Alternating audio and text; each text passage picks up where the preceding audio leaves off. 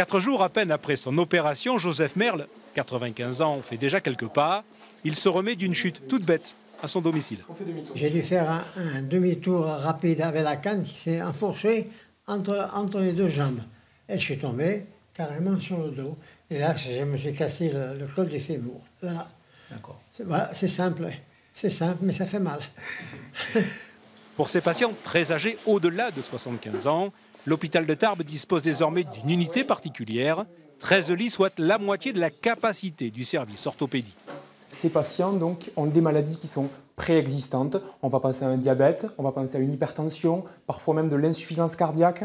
Et ces maladies-là, dans le contexte de l'opération et plutôt de la fracture, si vous voulez, sont à risque de se détériorer complètement.